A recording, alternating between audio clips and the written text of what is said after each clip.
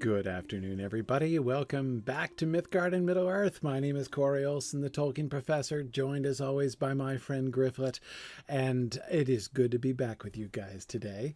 Though less good to be still stuck in the middle of Agernaith, which is kind of dire, but that's all right. It's interesting.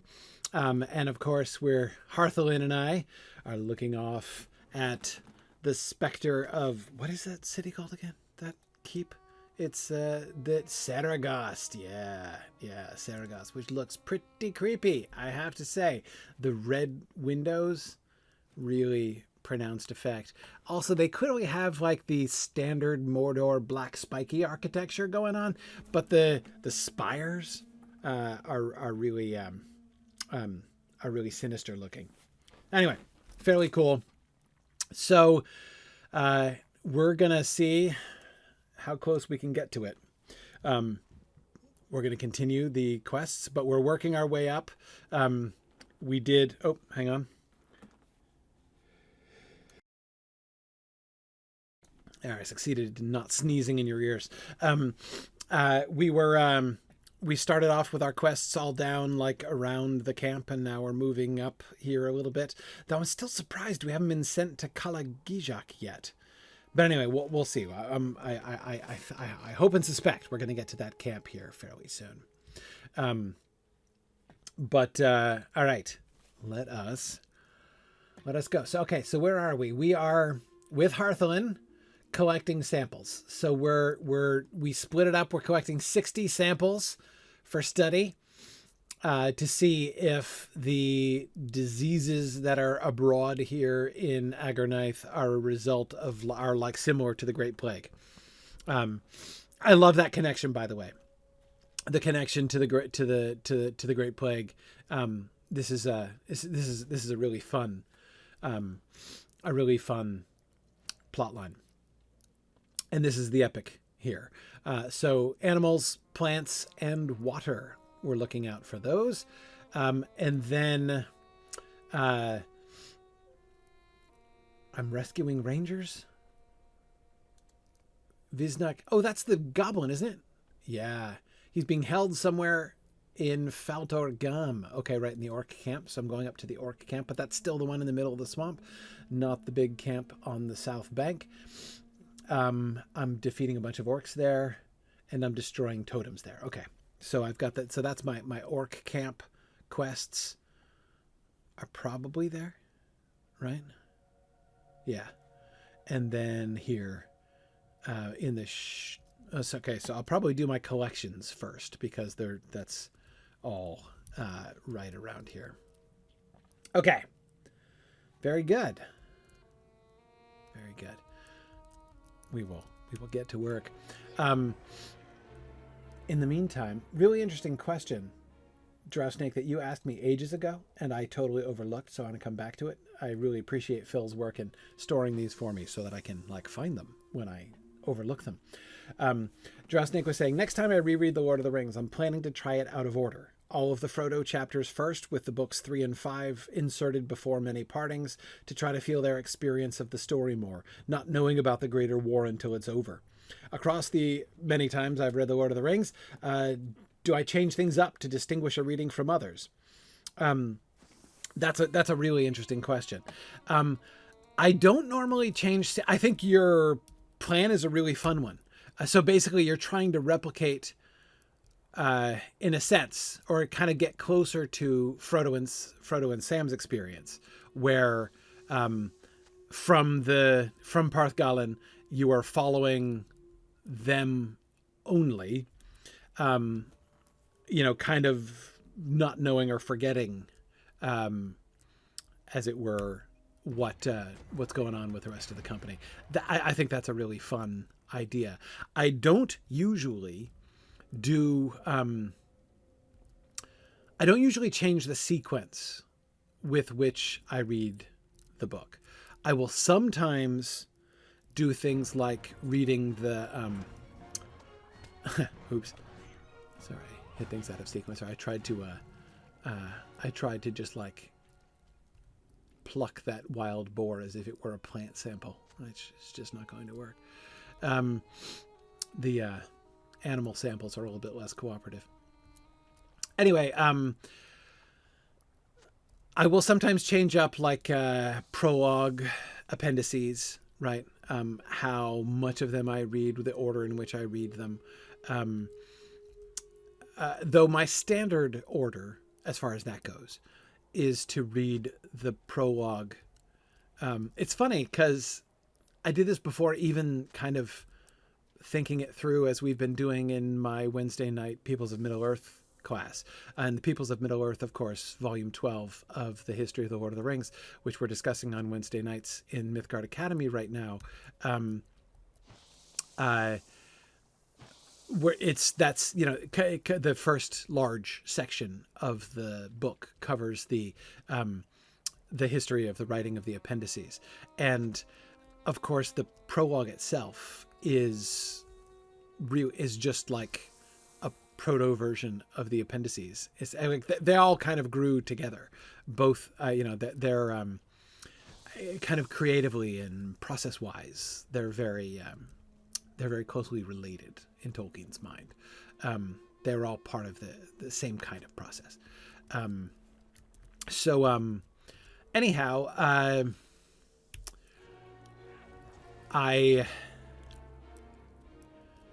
wonder, do plague fly swarms count? Can I get animal? Yes!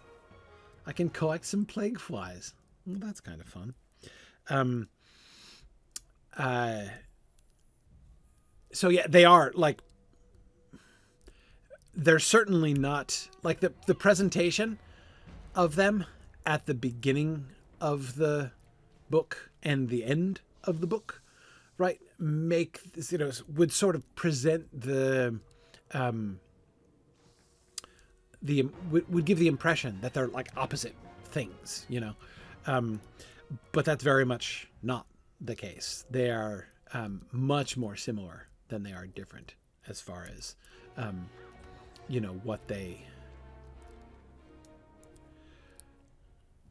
what role they played in Tolkien's creative imagination.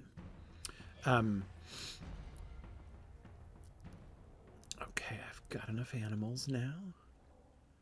I just need 2 waters and 4 plants. Great. Anyway, so yeah, I almost always, no, I absolutely always, when I reread The Lord of the Rings, I start my rereading at chapter 1. I never start with the prologue. I read the prologue immediately. My normal order is, the whole text through books 1 through 6, and then I read the prologue, and then I read the appendices. So I will sometimes there have been times when I've read those first. There have been times when I read the appendices in a different order, or just like read the appendices, without reading the rest of the book. Like, so, I mean, it depends on so in those ways, yeah, but I haven't really done much experimenting with changing up the sequence of the chapters themselves. Though, as I say, I think that's a really interesting approach and a really interesting undertaking. As far as, will I have a kind of focus? Will I bring, not necessarily changing up the sequence, but just have a different focus coming in? Like Josnik, you were suggesting, like, wrong button. Do I go in looking for, like I'm just going to look at like, sound usage and alliteration, or I'm just going to look at, I'm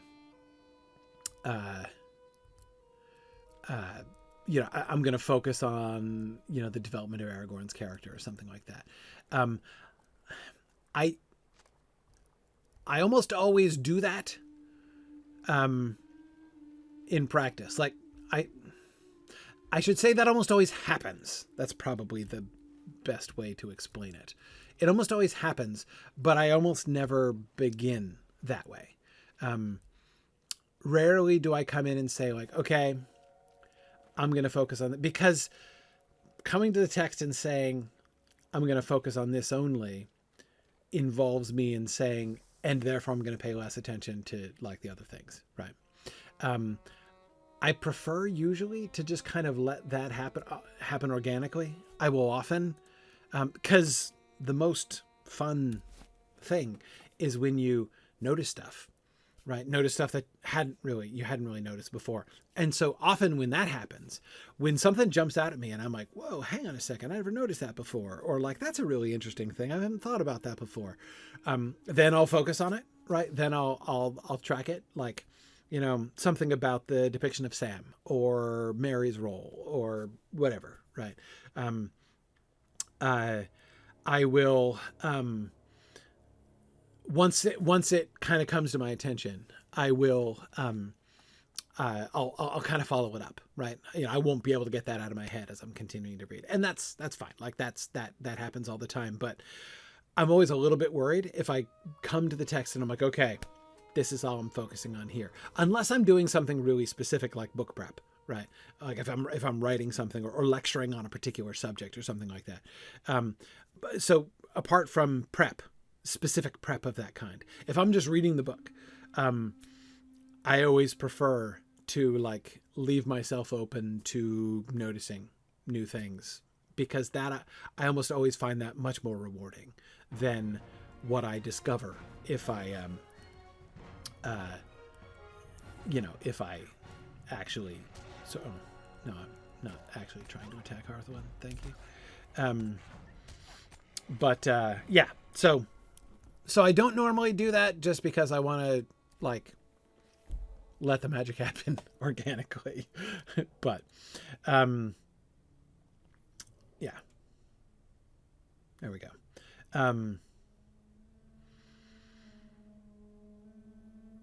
Yeah, so Phil, that's an interesting comparison. Phil is making the scandalous comparison to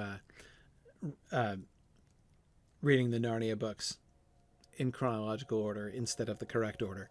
More on that in a second, Phil. Just before you returned, I saw movement in the brush over there. Okay. There you are, Gryfflet. Did you collect your samples? I have mine right here, but I need to tell you something. Just before you returned, I saw movement in the brush over there. I recognized the shape of an orc and had pulled my bowstring taut before it could react. It's lying over there in the water to the northeast. Go see if it lives. Okay. Something wrong with your feet? No, I'm happy to do it and everything. Don't get me wrong, but like...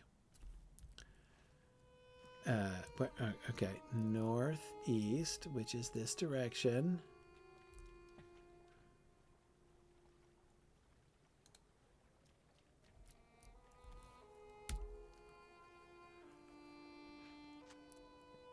The orc is dead. You remove a parchment from its hand. Well, fortunately,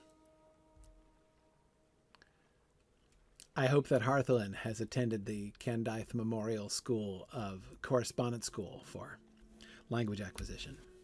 What did you find? The orc carried a message. Harthalín takes the crumpled parchment from you and quickly reads the message. Look at that, she's good. I do not like the sound of this, Gryfflet. A meeting of the masters of Mordor can signal nothing but trouble and an ill-omened force. How about telling me what it says and then commenting on it? Like, so I'm gathering, I intuit that a meeting of the masters of Mordor has been called. I will test the samples with Arthalos, but you must complete a different task. Aha. I will retain the samples we obtained from the swamp and test them. Okay, now I want to use a different version with the tain root in it. I retain the samples we obtained from the creatures we detained in the swamp. I guess if we tried to use attainder, that would be cheating. Yeah.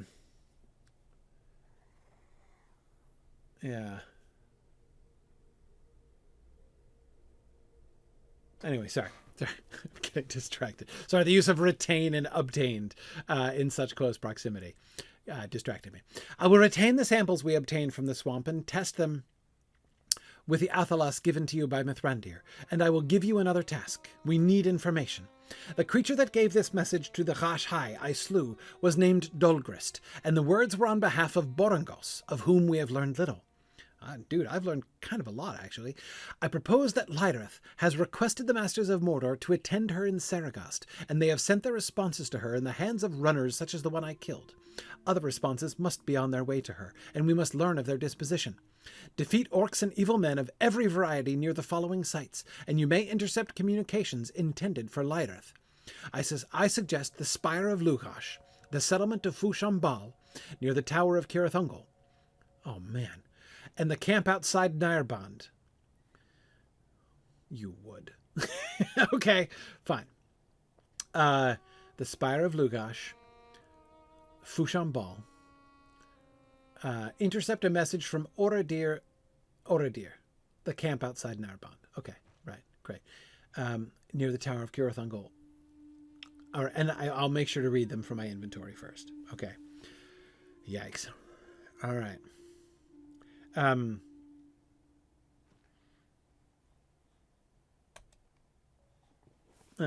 look. It's a plague swarm. Okay.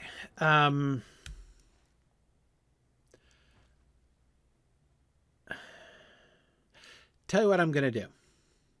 I'm going to continue with the local quests. Hey, is that new? Oh, no, I see. Sorry, I thought for a second that the area, the colored area there, was like green and purple kind of combined. Because normally it's like just purple, or if you mouse over it, it's green. Like, you know, you can get it to change one or the other, but I've never seen it like combine colors like that. But I think it's just that there's a green spot that happens to coincide that looks like it's the left-hand side of that little area pill. But still, it's kind of a fun effect. Okay, so what I'm going to do is I'm going to continue the local quests until I start getting quests for Saragast. When the local rangers quests,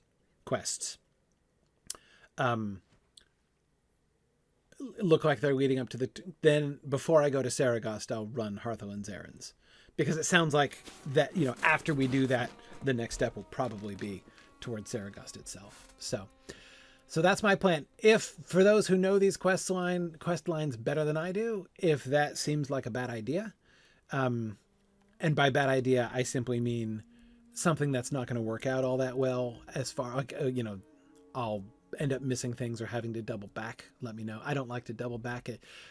I try to splice the local regional quests and the epic quests together so that they form a more or less continuous narrative is my goal. So if my plan sounds like a bad one to people with more knowledge, let me know. Ideally without spoilers, but you know. Okay. So let's go to that orc camp then. Oh, I see. Okay, hang on. Thank you, Phil. So apparently the text of the message that we missed was, because I didn't realize I had to read it myself before I handed it in. Lhaereth, I have entrusted this response to the Gashai. You are welcome to keep the bearer for your own purposes, if you should find him useful. Let that soothe the sting of my master's refusal to heed your call. Saragast is not a suitable location. Perhaps Nargroth would be a more fitting site for the masters of Mordor to meet. Dolgrist, on behalf of Borangos, Lord of the Gashai and the Flame. And the Flame. That's really interesting. Okay. By the way, one oddity. I've been talking about the sort of the overall framing of the Mordor storyline, which in general I like, though it hasn't always felt completely coherent, as I've discussed before, like especially in Udun, and to a lesser extent in Dorimarth. I was not sure, like, am I with the army? Am I in front of the army? Has the army been here already? Like, what's going on? So like I've talked about that. Like, that was one sort of concern I have. The further I've gotten into Mordor, the less of a problem I have felt with that. Like, now I feel that I'm clearly an advanced scout, and that's been made explicit by the the ranger quests, so like the ranger camp and the ranger quests. So that's clearer now, and I'm happier with that. However, the one element that continues, so I as I said last time, also the whole Masters of Mordor quest line is fun. Like that's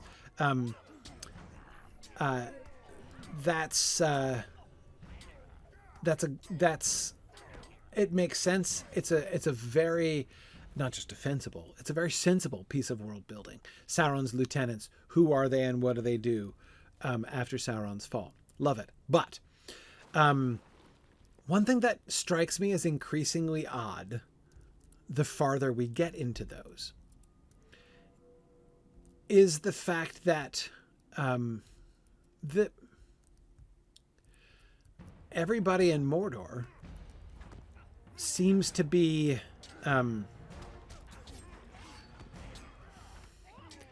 ignoring the army. Like, they're not exactly ignoring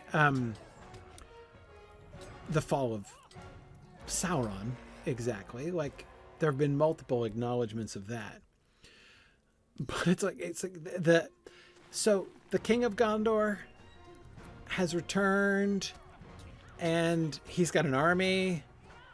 It's right at your gates.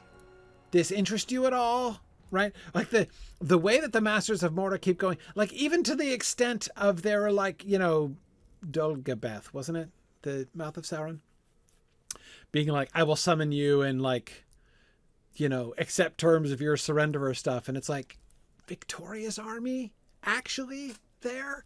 And y'all are all fragmented among yourselves and you don't seem to be in the slightest bit concerned or frankly even interested in the fact that there's a Gondorian army on your doorstep, you know, like it's anyway, like it. So that's something that has seemed a little bit odd. Like, once again, so and that's what the, you know, that intercepted message is making me think again. What are these totems, by the way? I'll have to look more carefully at the next one before I blow it up.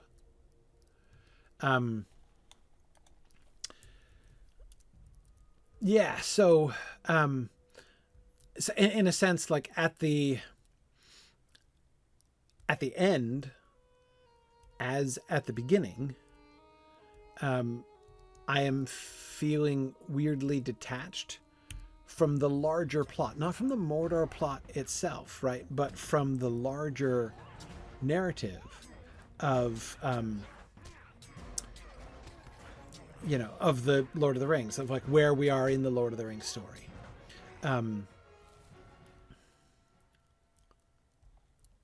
Oh man, there was no totem here?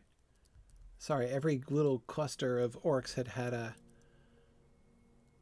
totem, so I thought I was finding a totem. So yeah, it's as I say, I feel like I'm kind of losing the thread a little bit. Let me go, stupid orcs! I'll stab you in the eye when I get free. Okay. So we have 2 defilers and Ulurials. Ulurials. Huh.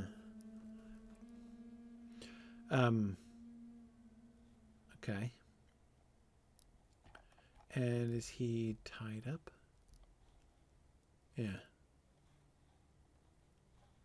Anyway, let me look at these things. Oh.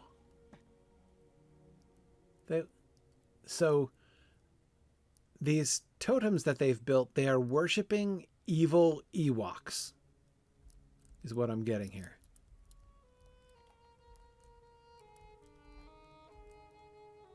Right, that looks like an Ewok on a pole with a skull in its mouth.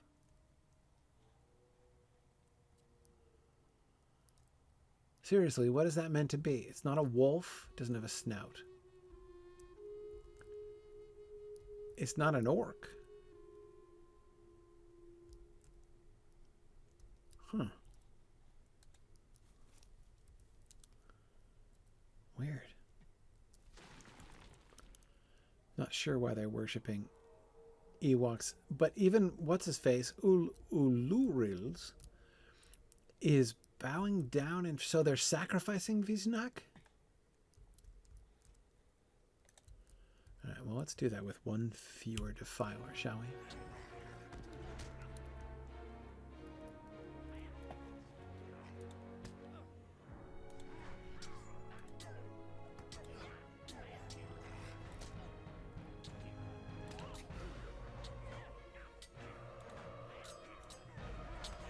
Okay.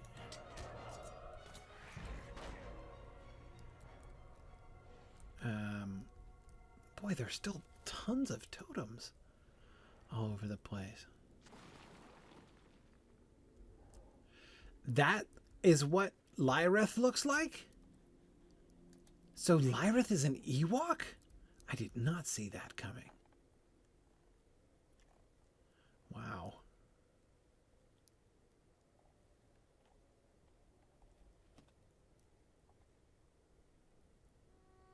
Huh. Hey there, Visnak. Tell me what's going on. You saved me from crazy orcs. Wow, you strong. I go back to hideout. Meet you there. You dare steal from the Lady of Blight. We will remember this. Who is that? Balchar the Blood Witch. Balchiar. Okay. It didn't look like a Merivale. Merival, I suppose, is the singular. Okay. Man, but I still have... I was seriously imbalanced. In order to get their totems, they're going to make me kill, like, 2 to 3 times as many orcs as... Oh, that was burglarious. Oh, come on now. Truly, Gryfflet is a legendary burglar. There are 2 orcs standing there worshipping this totem, and I destroyed it without them even seeing me and got away, leaving them there. Come on. Oh, that is... That is going on Gryfflet's resume. Okay, let's see. Is there an angle from which we can approach that one? Let's try around that side.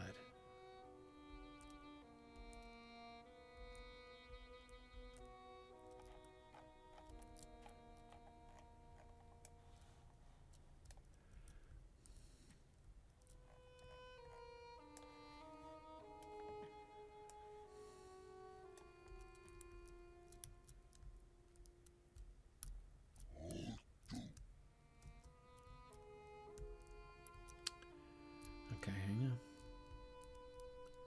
All right, from in this thicket. Can I get it? Yes.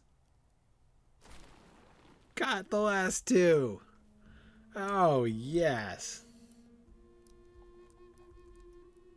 That was phenomenal. Okay. Wonderful.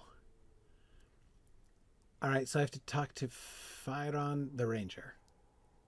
And then go back to talk to Visnak. I think I will go to Visnak first.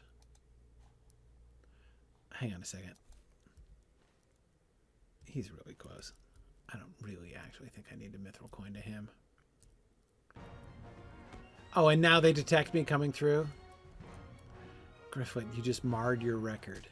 I still did destroy it without them detecting me. Gryfflet is not even going to, like, acknowledge these orcs. I'm not going to dignify you with a response. Okay.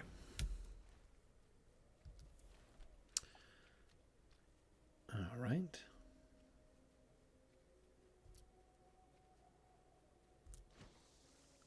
I was trying to be disciplined and not going after the chests, Phil. I did indulge myself in one chest because I'd already cleared those orcs and was like, might as well. But, okay. Here we are. Oh, those are gore crows. I thought those might be Merivile or something. Swooping around. Viznak.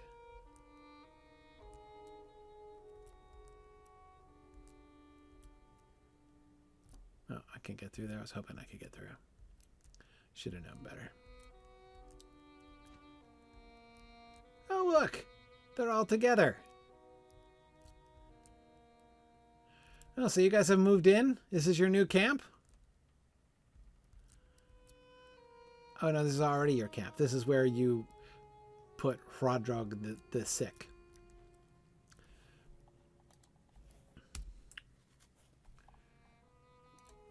A word with you. Good work as usual, Gryfflet. I'm still perplexed by the behavior of these orcs. Who is inspiring such worship and sacrifice? Does the disease evoke this strange reaction only in orcs and trolls? Or will Rodrog lose his wits as well if we don't cure him with haste? This is all quite puzzling. So is it going to be like Wraithification? Is this Amdir all over again? Be ever watchful. Thank you, Gryfflet. Destroying those totems soothes me, though I worry we may yet encounter the being they depict. I know, who wants to meet the evil Ewok? The queen of the Ewoks. You guys strong. That good. Because Argonite will chew you up and spit you out if you not. You made good choice saving me. Gonna make it up to you. Oh, okay. Oh, no. It's another leisure suit. I already have one. This one's not even as good as the one I have. How disappointing. Woven waistcoat? Well, you know,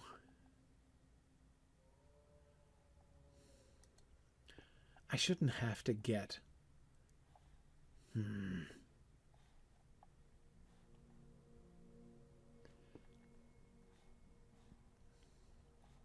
tempted to get it just for variety.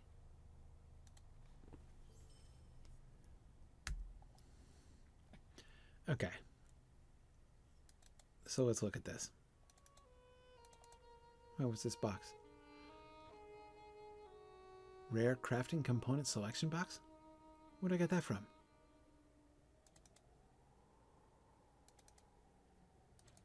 I don't know. What do I want? Oh, man. I can't choose. I have no basis from which to choose. Okay. All right, let's see it.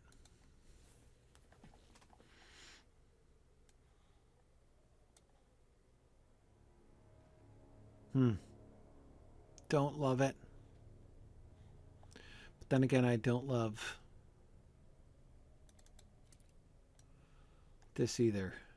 Well, I'll stick with it. I'll stick with it. Okay. This is the leisure suit. All right. All right, Visnak. Let's talk.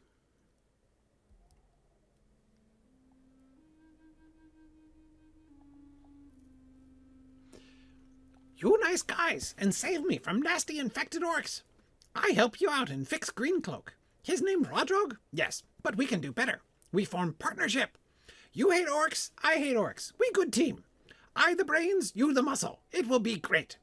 Talk it over with Grumpy Guy. Okay. What do you think, Faeron? He wants to be partners. There must be some ulterior motive. I have never known a goblin to not be a scheming little ball of slime. Regardless of how much I want to strangle him, we must work with him for now or we stand no chance of survival in this disgusting bog. Perhaps we can even learn enough about Saragost and its leader to report back some useful information before we're inevitably betrayed. Oh, okay. Seems a reasonable approach. Good. We friends now. First thing, fix sickness. I discover making nasty drink from swamp stuff make it go away. Don't know how, don't care. You go get stuff, mix in bowl, and drink. All better. You and Grumpy better drink it too. You're not sick now, but you will be. Here, I make you list. He hands you some grubby paper with drawings on it. You think you can decipher what this means. Okay, what do I need? Infected livers, plague mushrooms, swamp water, and infected insect guts. Oh, this is phenomenal. That's awesome. You know about bog lurkers? They bad news, and aggernites are the worst. They out there waiting, try to drown you and eat you. You find any, you kill 'em dead. All right. Bog lurkers. While out in swamp, do favor for Viznak. Aggernight home to many nasty things. They bite and sting, and I hate them. Go smash them. Plague fly nests and swarming plague flies. Okay. Okay.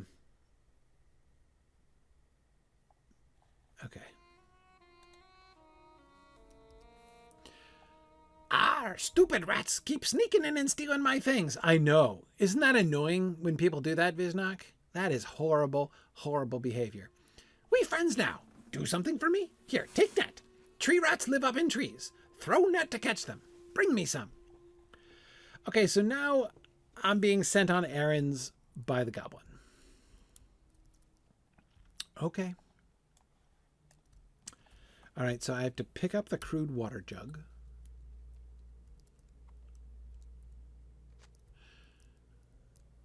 Okay. And with this, I catch the sneaky tree rats. He's totally going to eat them, isn't he?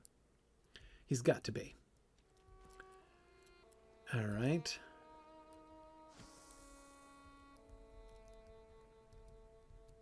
Oh, the black mushroom is an enemy that I have to attack.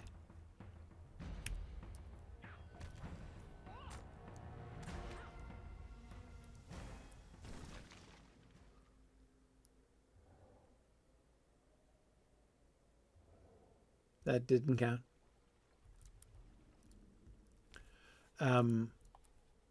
Does the diseased swamp boar have an infected liver?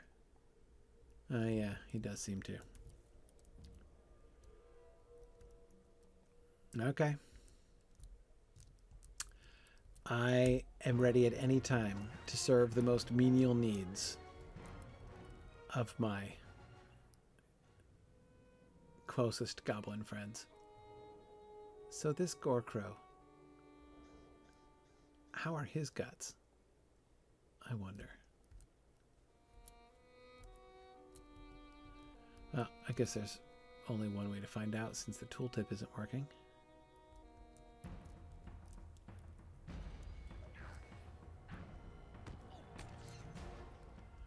Okay.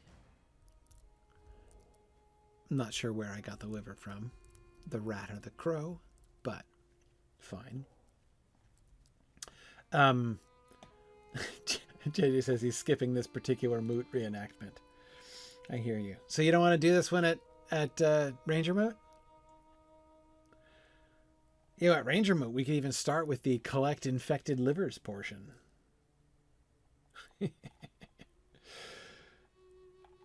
All right.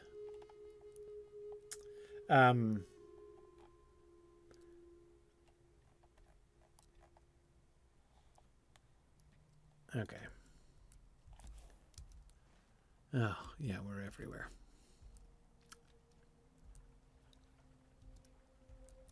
Now, these are the correct things, right?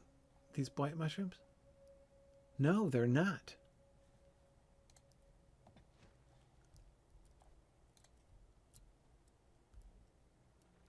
Huh.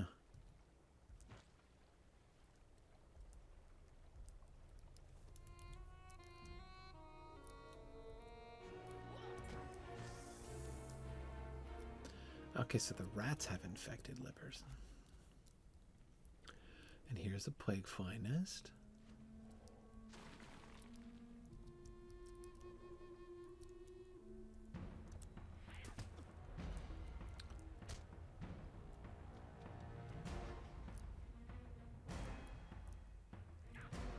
There we go.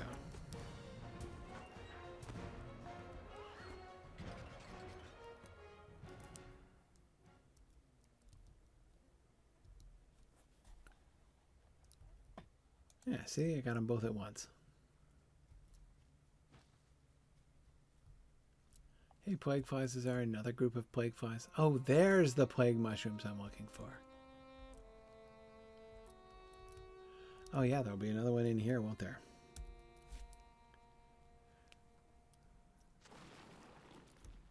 There we go.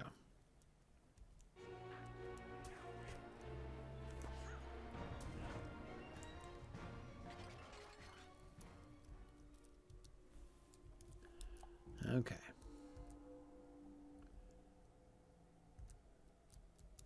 We're making progress now.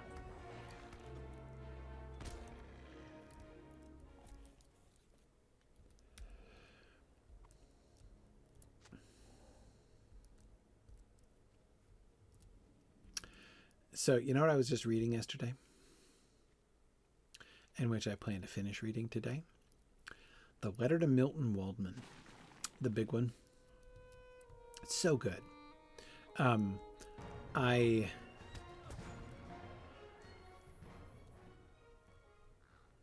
It's such an interesting snapshot. I say snapshot because it is written in, probably the date is less than 100% certain. For those of you who don't know what I'm talking about, it's the enormously long letter in which Tolkien basically provides a synopsis of the whole thing. He's trying to get Milton Waldman. He's trying to get Milton Waldman, who is the head of HarperCollins. He's trying to get him to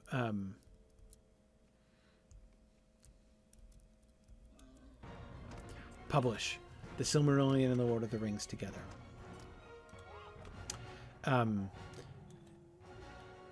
And so in order to do this, he decides he's going to set out like the whole big picture. And it's a fascinating description because, oops, hit the wrong button. It's fine. Whenever you're seeing Tolkien writing a synopsis, right? It means that he has to determine what he thinks is most important, right? And that is just really, really interesting to see. But more than that, it's a really interesting snapshot of where his mind is at that time, because it's a fascinating point in time as well. Here's what's so interesting about it. Am I supposed to attack it? I am.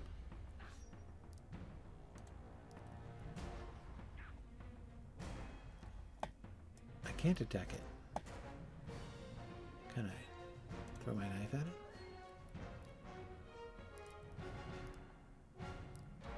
Oh, I have to use the net? Oh.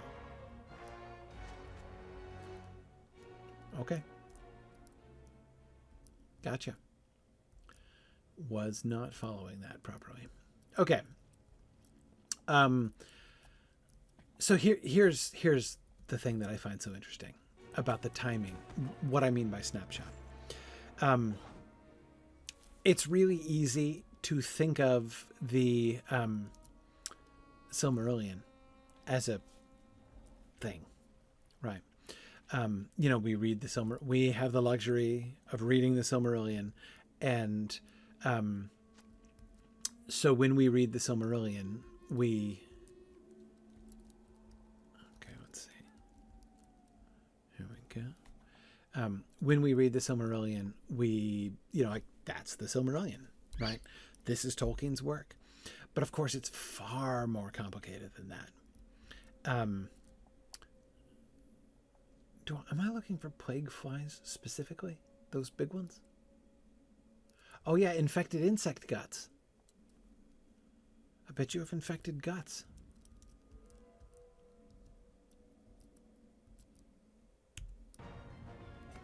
Yes, you do. But of course, it is not only that the published Sylmarillion is Christopher's editing and kind of conglomeration of it. But many of Tolkien's ideas were sort of changing, and that is not necessarily fully reflected. When Christopher was editing the Sylmarillion, he did not set out to say, okay, I know what my father's final vision for the Sylmarillion was. I am going to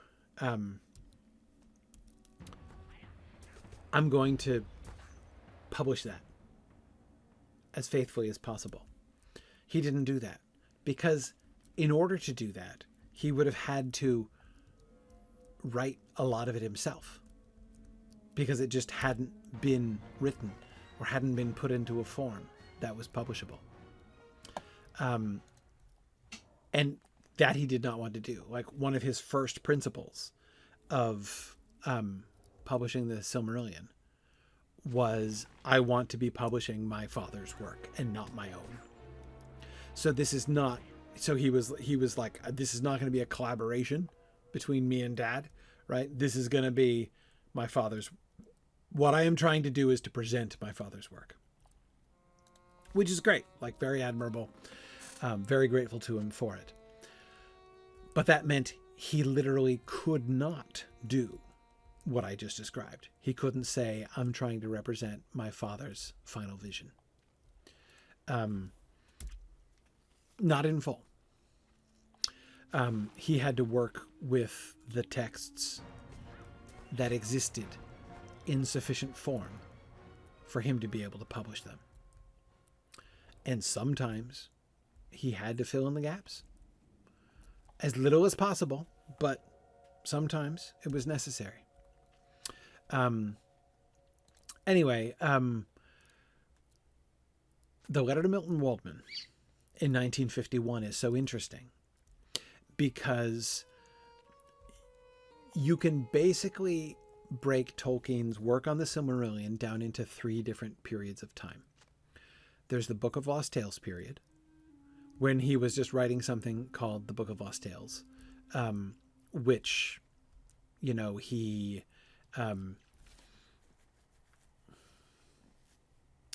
a lot of the ideas of like what the Silmarillion was sort of supposed to be didn't even really exist at that time. After he didn't quite finish, but when he stopped, perhaps I should just say, writing the Book of Lost Tales, the idea of the Silmarillion began later on to take shape.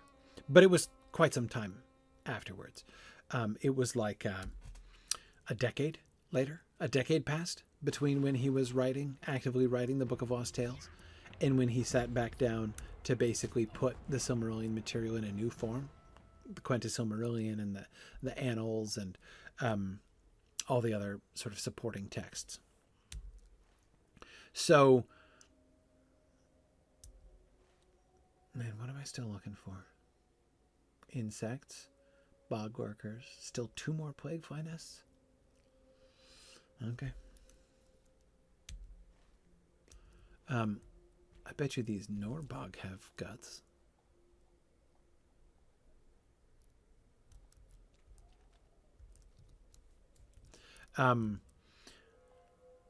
Okay, so it was, again, the Book of Lost Tales period was very early. Teens and early 20s. Very early 20s. Then he did a bunch of other things for a while. And then when he came back to it, it was after 1930. So between 1930 and 1937 was his, the second phase, when he was writing what he by that time was now calling the Silmarillion. And it was the end product of that period that he was trying to get published. So when Tolkien says to Allen and Unwin in 1937, so remember in 1937, The Hobbit comes out and is a big hit, and they're like, oh, this is awesome. Give us more, right? And of course, he tries to get the Silmarillion published. When he was trying to do that, what he meant by the Silmarillion was this stuff that he wrote from between 1930 and 1937. Okay. Then he gives it up because they're not going to publish it. And he ends up writing The Lord of the Rings over the course of the next 10 years or so, plus other things that he was working on in the meantime. But like the Numenor stuff and anyway, so there's that other stuff. But he's not really working on the Silmarillion for the next 10 years. During the 40s, let's just say, he's mostly working on The Lord of the Rings. Now he's done. Late 40s, he's done now. Writing The Lord of the Rings. He's trying to get it published, but he wants to get it published. He wants The Lord of the Rings to be published with the Silmarillion. That's what the letter to Milton Waldman is. I've talked about this. I talked about this in a Gryfflet stream a couple months ago. That time period when he was flirting with HarperCollins explicitly because he left Allen and Unwin, his original publisher of The Hobbit, and the ones who do eventually publish the Lord of the Rings. He basically took the Lord of the Rings away from them, essentially, because he wanted to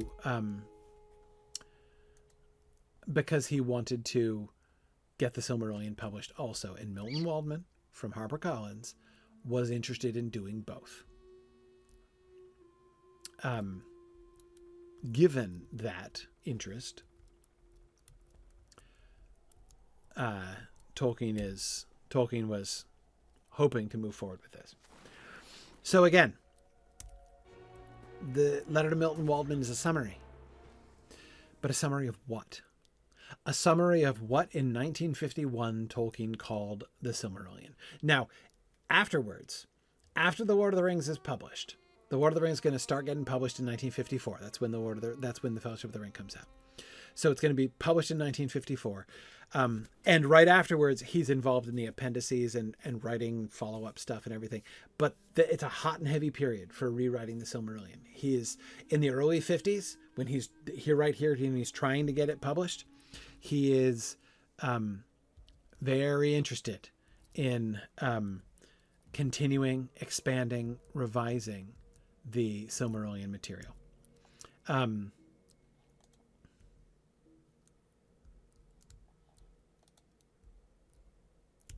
Why is this bog lurker not a viable target?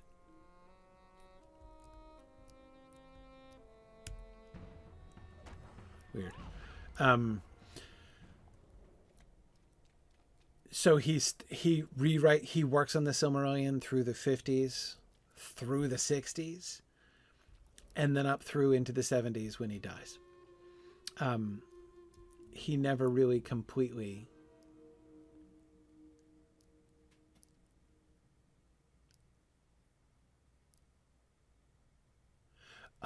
I finished those and now I have to do the Norbog nests. Oy, fine. Let me just get these bog lurkers while I'm in the neighborhood.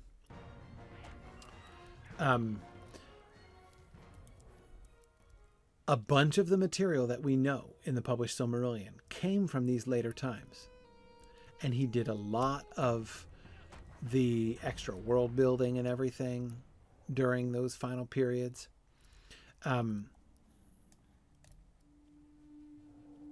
That's why it's so interesting to me to see what the Silmarillion was, because it's not always easy to make out. Here's one of the things that I mean. Because on the one hand, we can read the 1937 Silmarillion, what he wrote of it. We can read that in the early stuff especially books 4 and 5, basically, of the history of Middle-earth, Shaping of Middle-earth and the Lost Road, looking up in my bookshelf. That's where we can read what he wrote of the 1937 Sylmarillion. So that material is around. But here's the hard thing. We read that stuff, right? We can read the early Sylmarillion material in the history of Middle-earth. And then we're like, okay, a bunch of this stuff is really different from the published Sylmarillion, from what we know.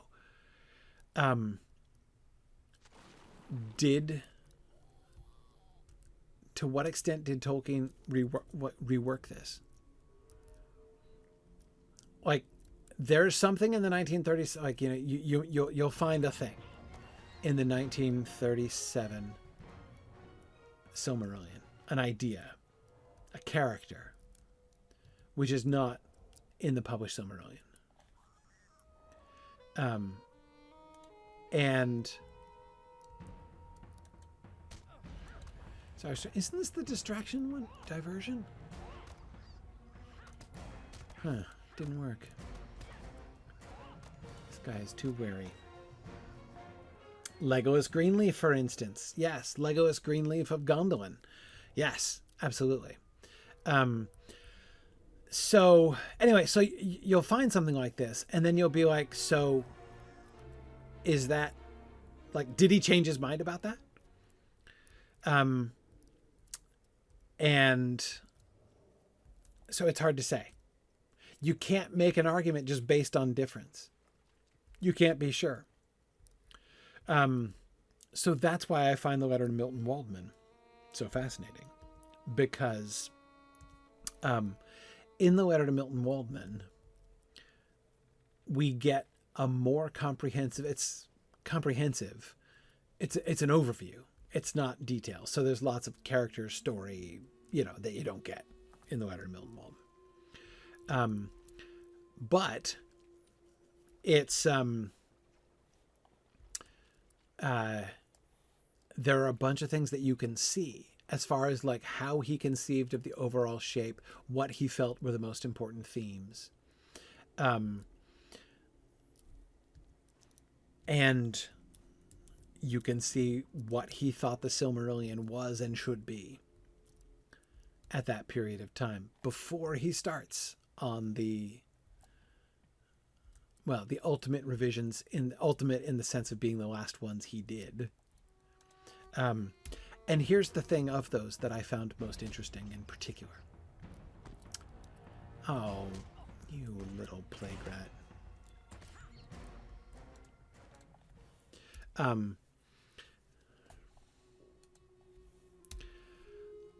The end. How does the story end? The Silmarillion story. The answer in the published text is it doesn't. Right? That is, we get the Quenta Silmarillion through the end of the First Age. And then we get the Akalabeth. And then we get Of the Rings of Power in the Third Age, which preps us for The Hobbit and the Lord of the Rings, essentially. So, in other words, the Lord of the Rings is left to be the ending.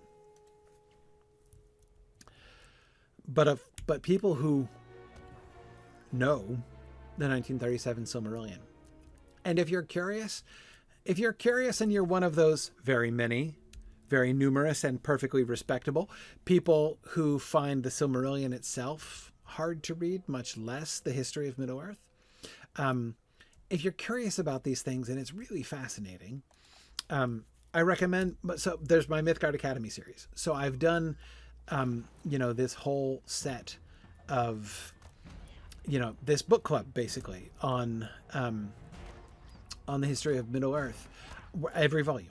I've gone through volumes 1 through 11 already. I'm doing number 12 right now. So, you can go through it with me. If, again, you don't find the history of Middle-earth, like, totally compelling on its own. Just totally fine. Anyway,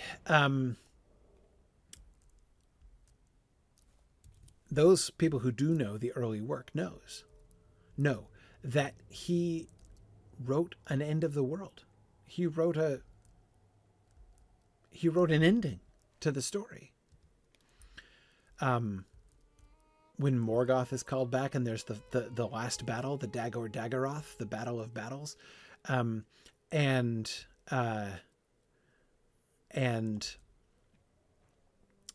Morgoth returns and is killed, either executed or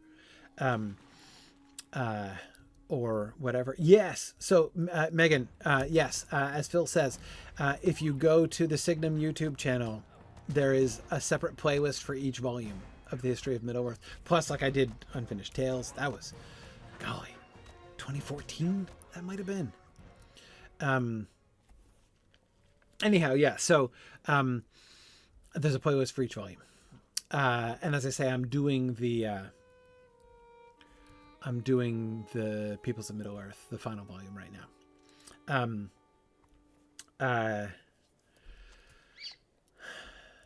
Anyway, so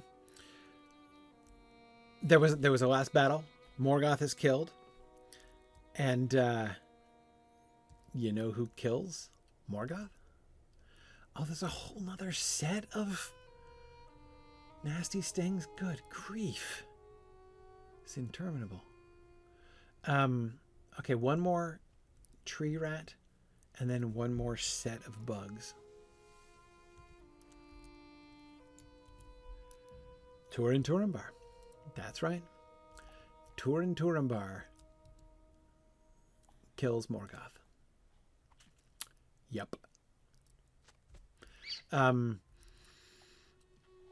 But wait. It's not just that he depicts a last battle. And it isn't just that he depicts a final end to Morgoth and his evil. But he goes through the end of all things. The restoration of the Silmarils. The rebirth of the trees. Like the new heaven and new earth. It's a real end. The end of Arda.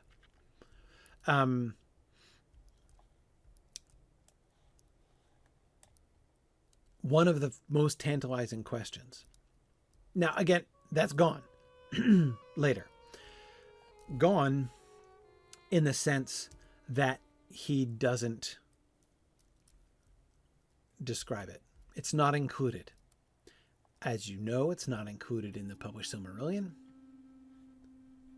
What are these things? Oh, they're like cave claws, except they're ash claws.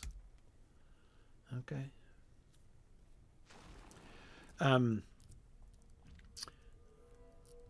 So he doesn't include it in his later writings, and it's not included in the Sylmarillion. Christopher didn't include it in the published Sylmarillion. But of course, that doesn't by itself prove that he no longer thought that. That's the fascinating thing. Mere absence from later writings. Christopher warns about this in his notes in the history of Middle-earth. He's like, you can't simply take absence from the later writings as proof that he had changed his mind, that he had rejected that concept. Because it doesn't always mean that. It sometimes might mean that he just removed it for other artistic reasons. So, like, for instance, we can easily think of reasons why he would have removed it even if he hadn't changed his mind. Because he included it the first time. Because the first time, that is the story he was writing, was designed to be, a history of this imagined world, which was less explicitly a which was less explicitly a prehistory of our world.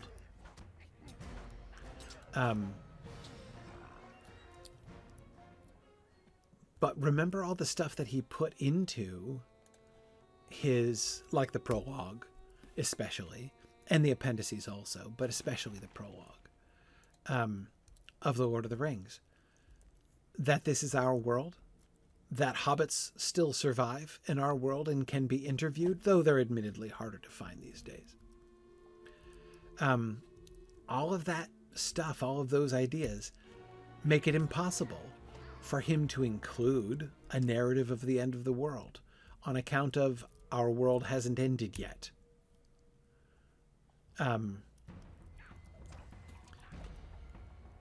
But again, that doesn't mean that he's rejected the idea of Turin Turambar killing Morgoth.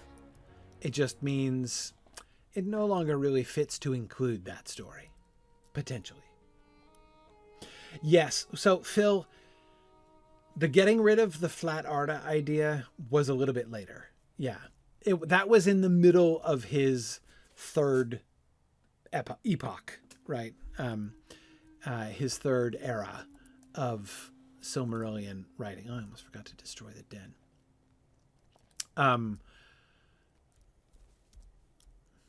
But it was due to the same kind of impulse. Basically, again, he was working out more clearly, more explicitly what it meant. Like, what were the implications of having Middle-earth be our world? And one of those implications was, well, if this is our world, then the elves can't be wrong about science. Because they would know. And the Valar would obviously know. Since they, invented it and such. So we can't have the elves believing things like the world used to be flat and then was made round. So the elves have to have known that it was round all along.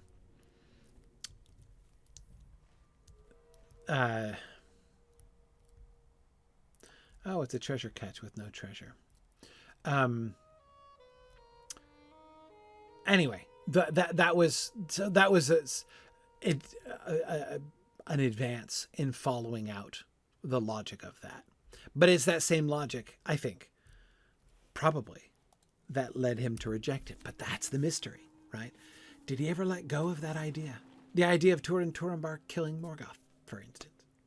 The idea that one day the Silmarils would be restored. That at the end of time, the Silmarils would be gathered from sky, sea, and earth and returned to Feanor. And Feanor would then render them up to the Valar willingly. And they would be broken and the trees would be renewed.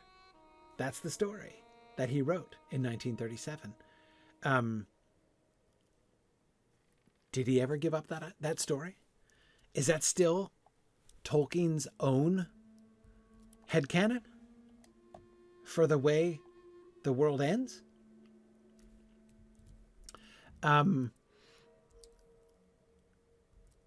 We can't know, but in the letter to Milton Waldman, we can see that it is still his headcanon. That, what I just said, was still Tolkien's headcanon in 1951. By the time he finished, and this is important. Why is this important? Because the letter to Milton Waldman, which shows us what the Silmarillion was to Tolkien, right? That is later than the Lord of the Rings.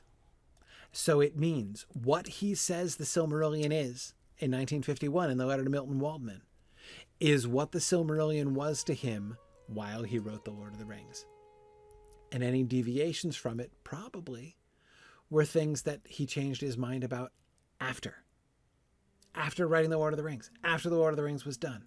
Which means when he's making reference to stuff, direct or indirect references to things, First Age stuff, Arda stuff, in the Lord of the Rings, the version of the Silmarillion that was in his head when he wrote the letter to Milton Waldman is presumably that's the real Sylmarillion as far as the Lord of the Rings is concerned, not the 1977 Sylmarillion. And again, this is not me knocking the 1977 Sylmarillion, the published Sylmarillion. It's just, it is the fun and complicated reality of what that is and what that means.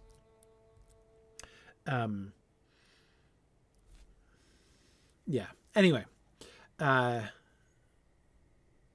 on. I've got it. So first I'm going to turn in my menial errands to Viznak. Are you pleased with me, sir? What do you want? Good riddance. Bog lurkers are the worst. Try to eat me all the time. Not gonna, though. Viznak is too smart for them. Okay. I don't really care what shield I get because I can't use any of them. Even cosmetically. Don't worry. Visnak has a plan. Good work, new friend. We clean up Agonath one bug at a time. Oh, good. Yeah, it's a community improvement project. We're going to show them who's boss. What a nice hobbit you are. Stupid rats pay the price. Soon be tasty stew. I was suspecting that's what they were going to become. All right. By the way, what level are these quests? 114. Okay, I'm still 4 up. I might not want to turn 119 until after I leave, but... Okay, where's the mixing bowl? What's here? Ah, there it is. Crude mixing bowl. Sorry, I missed it.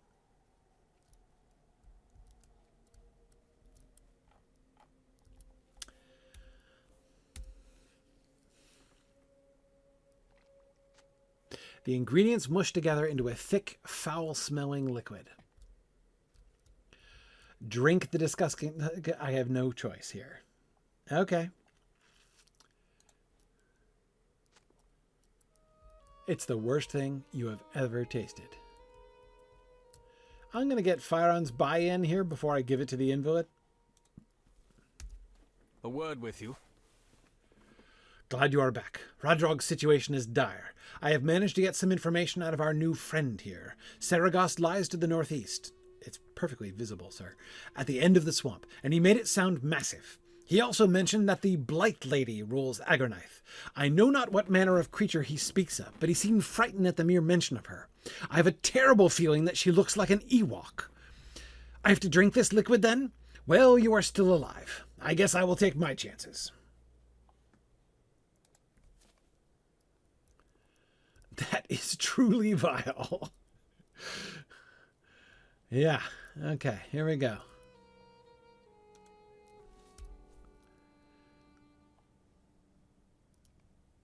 Rhadrog seems less tense almost immediately. Oh, he's passed into a restful slumber.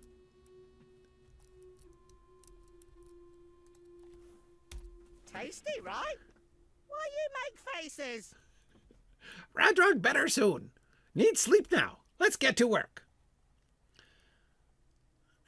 Get to work? That was our end goal right there, you see? Okay.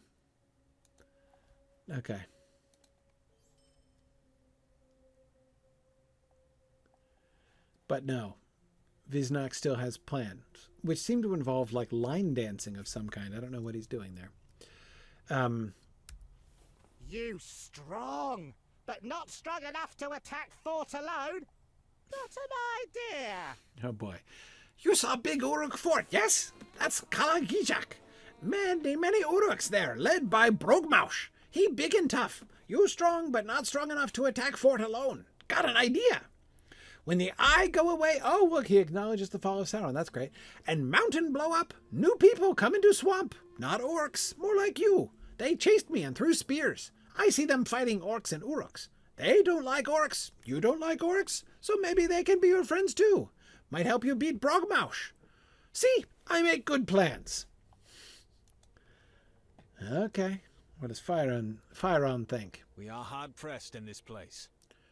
What people could he be referring to? Possibly Nirnhoth? Regardless, I will take any allies I can in this hostile land. I will meet you there. I travel faster alone.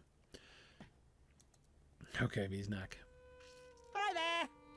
I lead you to them, but they throw spears at me, so I don't stay. Make them friends. If you're lost, we go northeast to New Passin Mountains. Ready?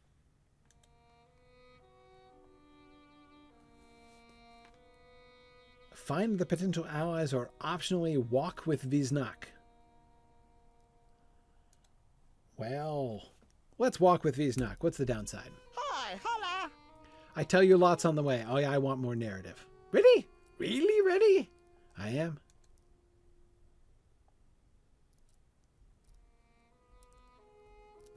Are you going to take off? Oh, we're walking. We're actually literally walking. Okay. Let's go. Don't get lost.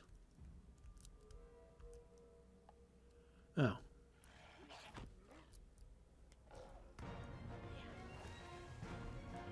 I was hoping he would, like, sneak.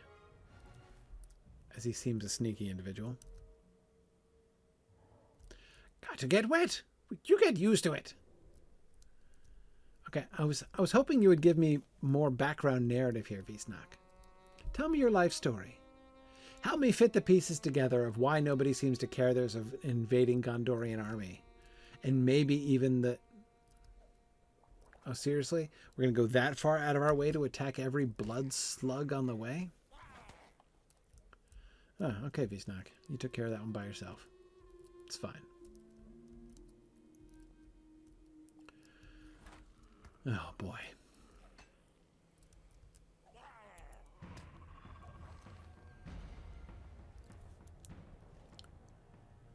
It's okay. It's not that far.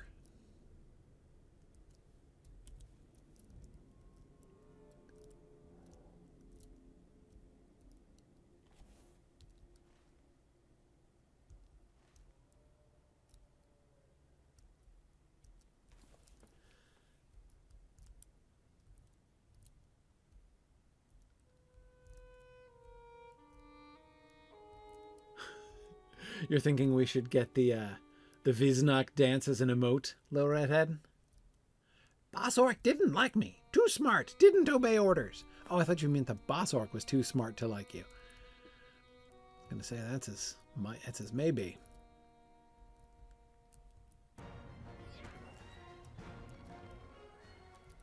Just clearing the path for you, Viznak.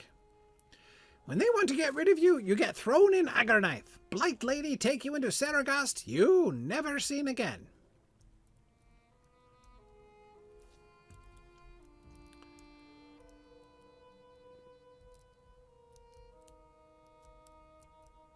Well, I show them. Crazy orcs, uruks, bat people, none of them get me. I'm smarter than all of them.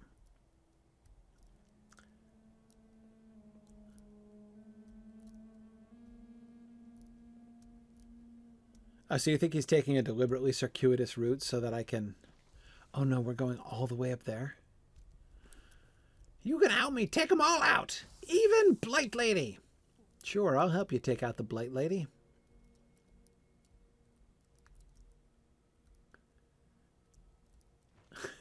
You seem a wholly reliable ally, Visnak.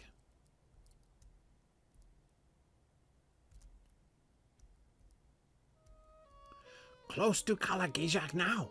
Watch out for Uruks. Does watch out for Uruks means you're going to chase down everyone that you come even vaguely near? You're right, Edith. He does at least walk faster than Sarah Oakhart.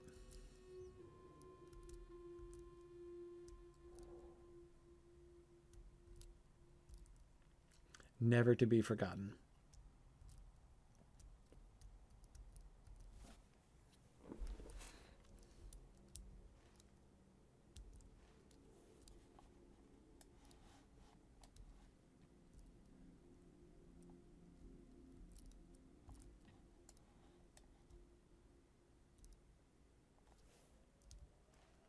We're, yeah, almost halfway there.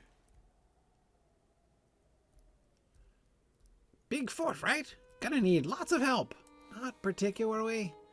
I could just sneak in. but okay. Maybe if they are potential allies, they, you know, need help and stuff.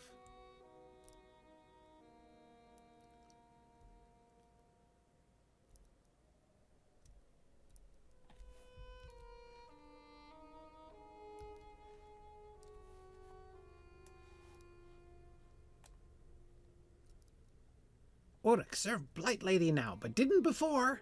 Oh, see now, this is the material I wanted. Let's get some local history on Agarnaith. Whom did they serve? And is that a page over there? Or is that some kind of fungus? Oh, it's a slug. How disappointing. Nazgul guy, Blackblade. Used to live in Saragost. Don't think Blight Lady liked him. Oh, a Nazgul. It was a home of a Nazgul, huh? So this is like Nazgulian aesthetics?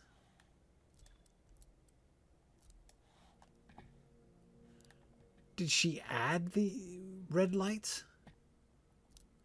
Guess he went away with I. Then, Blight Lady, take control.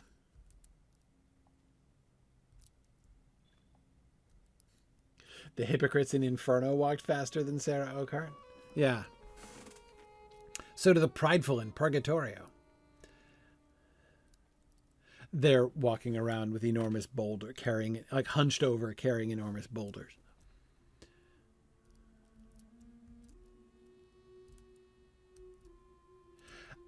The Black Blade of Lebanon? Is that where the Black Blade is from?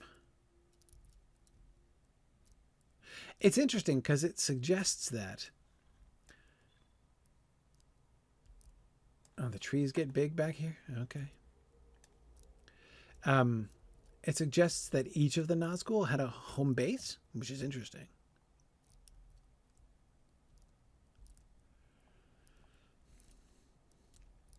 You know, maybe the Witch King was the... Of course, he had Angmar, but when at home, you know, he probably had... Like, Minas Morgul as his home base.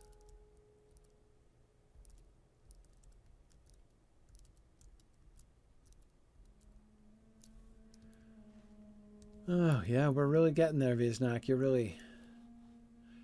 It's too bad you can't be bothered to run at all. But it's okay. We're not in a hurry.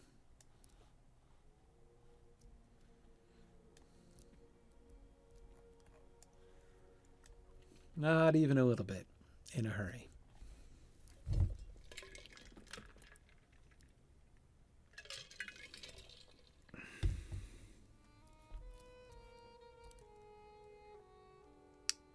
Mm-hmm.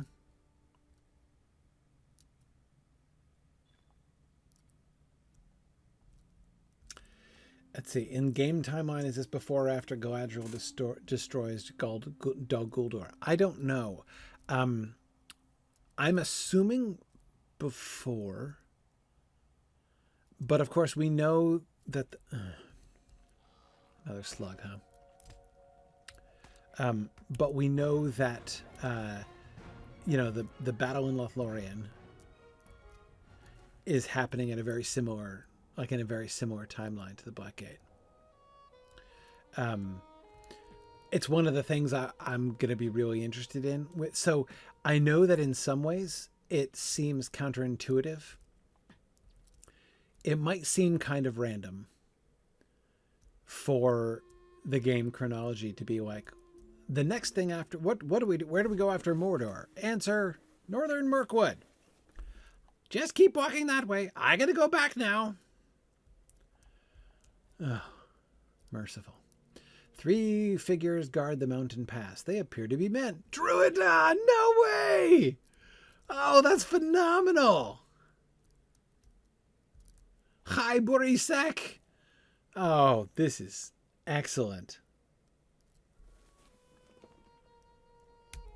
Earth shakes. Mountains move.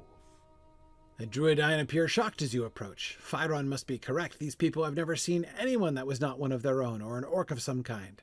However, their spears are still aimed at your chest. You will need to prove you are an ally before they will let you pass. Oh, so cool. Anyway, just to finish that thought really quick before we get into this phenomenal and unexpected side story is, it makes perfect sense because, of course, like we find out after we get back to Minas Tirith in the book that that in Mirkwood they were fighting a second battle. You know, the battle under the trees. So it makes perfect sense to say, let's go back to Northern Mirkwood and go through that. So I would assume, therefore, I have been assuming, I should say, that storyline, I did the epic quest line fairly quickly during a marathon session there, so I don't remember exactly how it worked out. And I was kind of distracted by the Black Book of Mordor quest itself. But I'll be interested as we get to Northern Mirkwood, which is, as I recall, where we're going after Agronite, right? So it's really the next step. I'm going to be really interested to see how they handle the chronology and the storyline there. Yes, there you go. JJ's given the dates. March 27th, Bard II and Thorin III drive the enemy from Dale on the 28th. Celeborn crosses the Anduin. The destruction of Dol Guldur begun. April 6th, meeting of Celeborn and Thranduil. And April 8th, the ring bearers are honored on the field of Cormallin. So basically, the action in Northern Mirkwood happens while Frodo and Sam are comatose, essentially.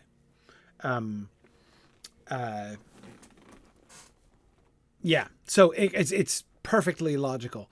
It's a big thing that's happening in Middle-earth, right? The battle under trees, the battles in Mirkwood. So that we would finish Mordor first and then go straight up there is perfectly logical from the perspective of the chronology of the book. But anyway, almost but not quite out of time. I think we can start a Drúedain storyline. So cool. As I thought. Love it. We will need to earn their trust before they will help us. I have some ideas that just might work in our favor. I will see what I can do to communicate with them until then. What if Lhaereth is a corrupted Drúedain woman? And that's why she looks vaguely like an Ewok. I love that idea. I mean, it's horrible, but like kind of horribly awesome.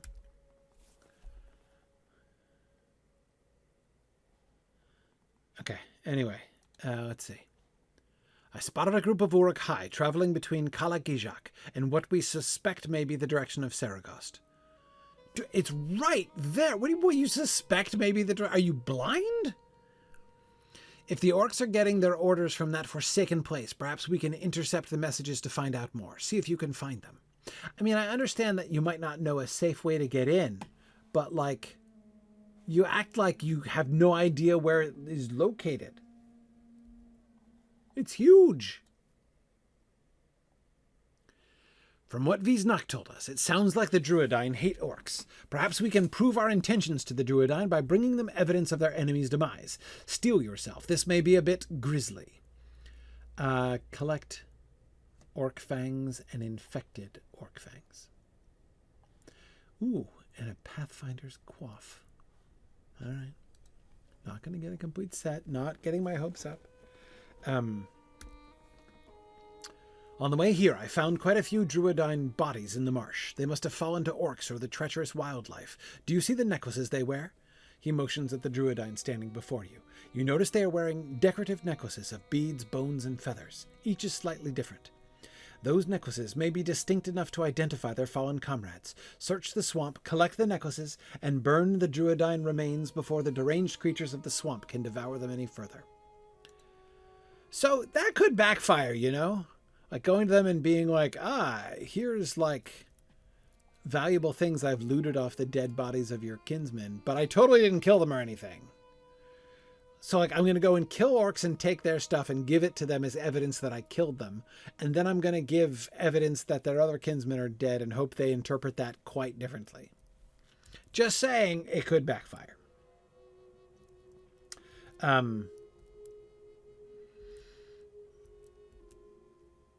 Okay.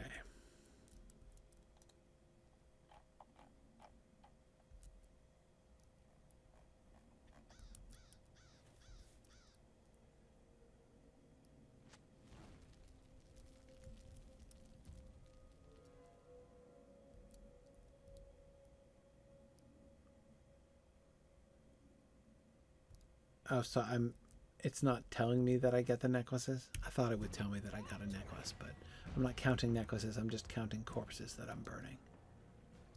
Okay.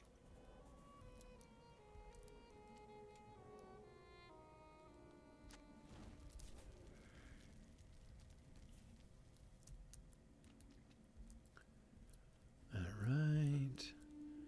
Finding Drúedain. Did I say Drúedain? Sorry, Drúedain is, of course, what I meant. It's a really easy slip to make.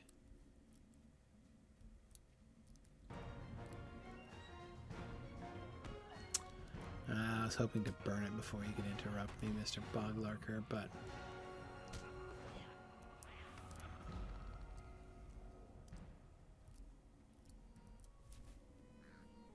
I almost got there.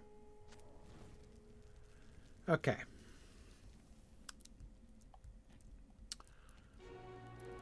Oh. I didn't see you there, Mr. Defiler.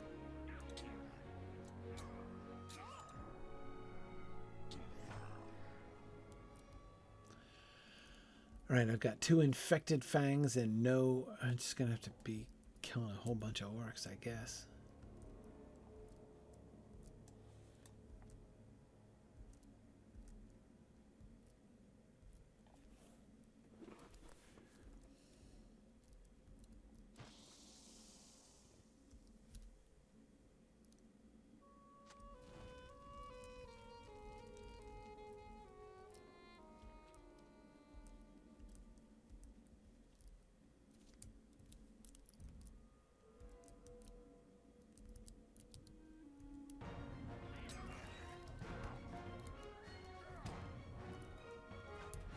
Okay, this poor targeting there.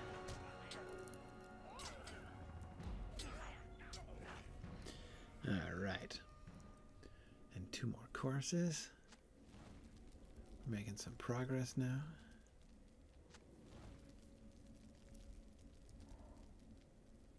Alright, I'm up to 7 of those.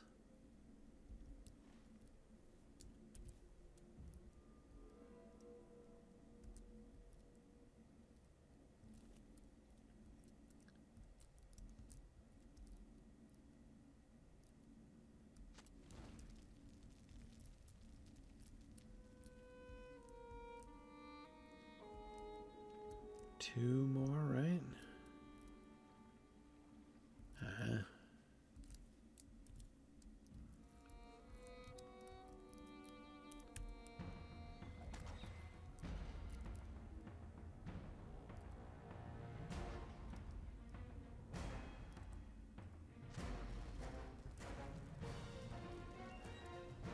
Okay.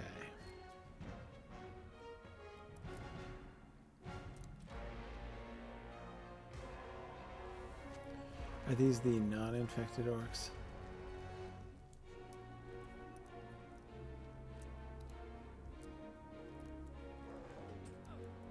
Messenger, who are you?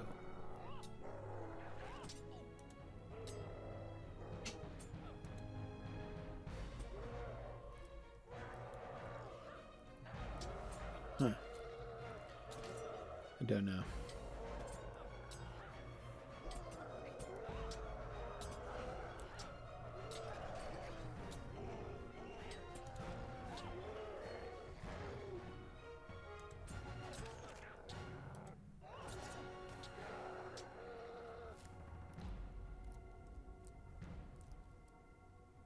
Okay, so they both had fangs, and I collected orders from Saragost.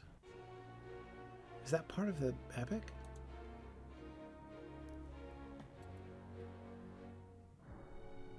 Yes. Okay. Well, that's something. Where'd it go? I don't see it in my inventory.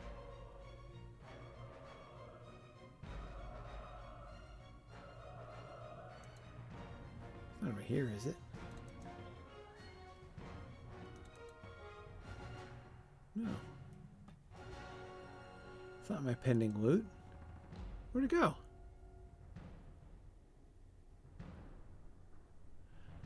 It said I could see it in my inventory.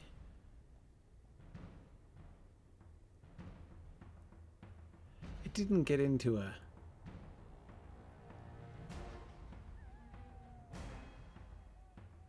carry-all, did it? It's not my map carry-all. Ooh, an evil horn.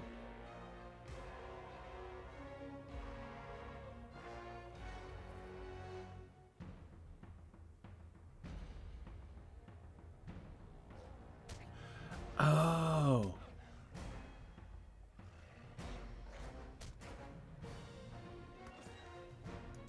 It's this one? No, that's the necklaces.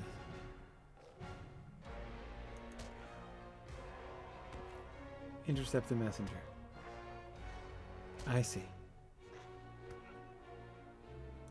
Huh. For some reason I was confusing it with the epic one. Let me see. Okay. That's fine. All right, so I just need orcs now. I'll see if I can finish this up. And why am I in combat?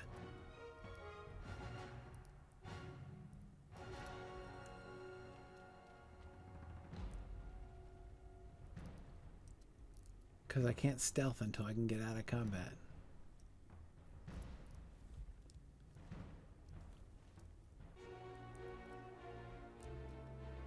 And I need stealth. Fine, maybe if I end this guy,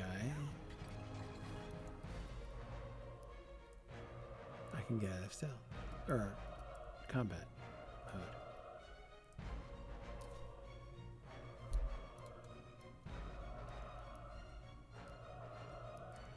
Why am I stuck in combat mode? This is so vexing.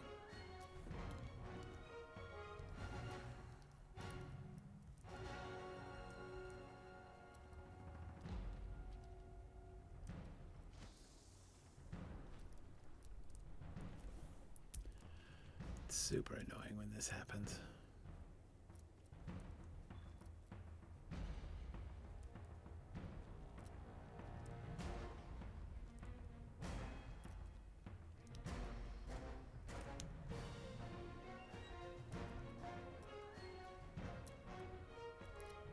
So there are orcs here, aren't there?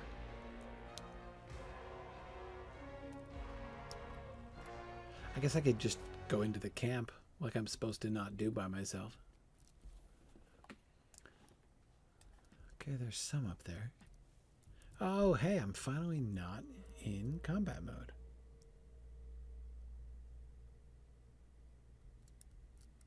Are there non-evil horns? Oh, totally, Megan. There aren't non-dangerous horns. But the horns that are under, like, that are in the command of the Ents, like the ones who come in at the end of the Battle of Helm's Deep, they're good horns. Some horns are more misunderstood than others. Yeah, Edith, I think it's a really good way to describe it. She says they're feral, not evil. That's exactly right. Yeah, feral is just what they are.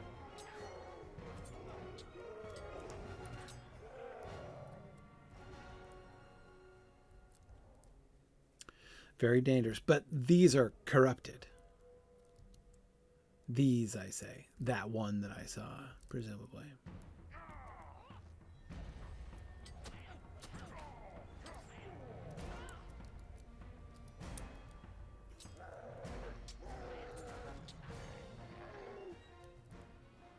Well, now I'm making some progress. I'm up to 8 Uruk Fangs.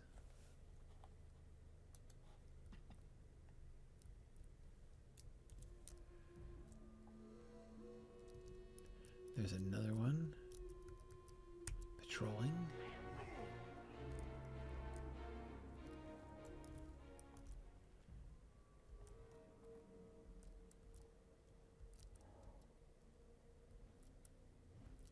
Yes, JJ, of course you could tell exactly the passage of the text that I was thinking of.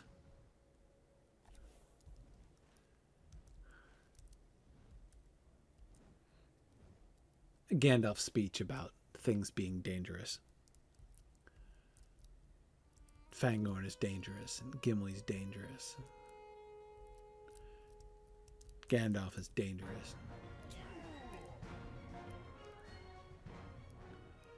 Okay, now let's see how our map looks. All right, we're turning back around.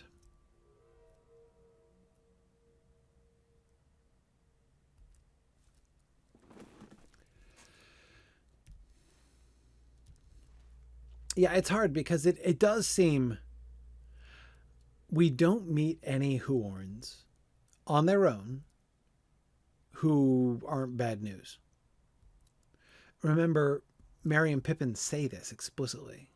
They're like, I wouldn't want to meet one without any ants around, right? So they feel that very, very, very keenly. However, and I would also add, you know, Old Man Willow is basically a very powerful Huorn. And, you know, without any Ents up in the old forest, you know, they're causing problems. The trees which drop branches and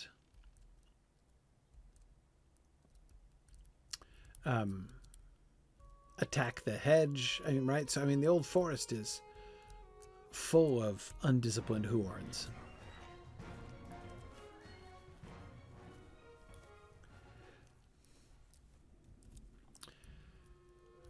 And Old Man Willow is, I think, essentially one of them.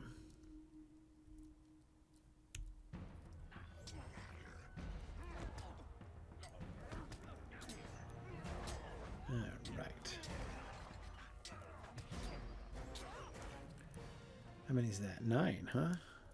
Not bad. Let's head back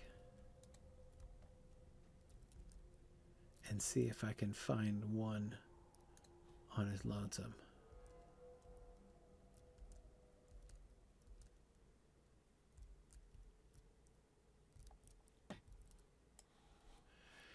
Hey, Faeron,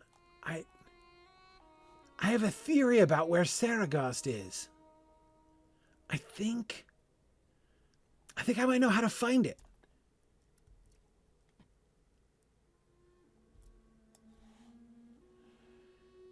I'm not an expert.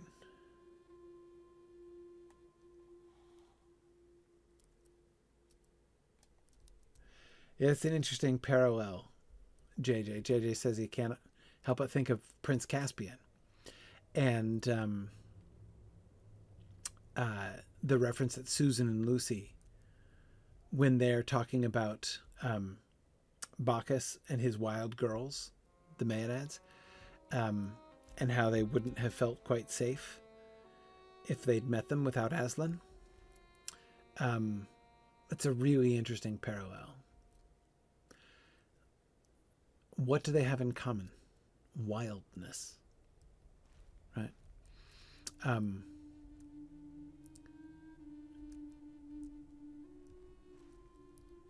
come on. Isn't there one? Yeah, there he is.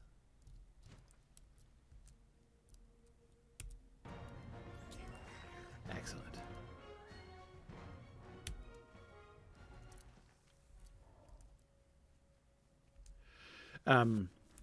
Yeah, wildness. And the situation is not quite the same, but it's parallel. It's definitely parallel. Okay. All right, Faeron. Be ever watchful. Ah, the orders. Let me see. So I was correct. Saragost has control of the Uruk-hai and Kalagijak, and they're aware that we're in Mordor. Interesting. It sounds like they are expecting an invasion force and not the small group of adventurers that were actually sent, however. We can possibly use that to our advantage. Okay, and that's it. So then I'm going to present the fangs and the necklaces to Chai Buri Sek. All right, so I'm going to do this next time. We will do the Druidon storyline. Okay, so we got through the middle quests. We are in the Kalagijak thread. And then presumably after that, we're going to go to Balruth. And then towards Saragost. But before we do that, we'll go and run our errands for the epic quest, because we get to go all over the place. Tower of Cirith Ungol, Lingris, Talath Udawi, Dora Marth. All over the place. So, fine. We'll do that. But after we finish these locals here. Okay, so that is what we will plan on next week. And I believe that I will be here next week. Next Friday should be fine. So thanks everybody for joining me today. I hope to be able to do several weeks in a row here with you until we get to the beginning of October and I head to the UK, to Wales for Euromoot 2025. So that's going to be great fun. Thank you everybody for joining me today, and stay tuned for Druid's Fire. Talk to you later. Bye now.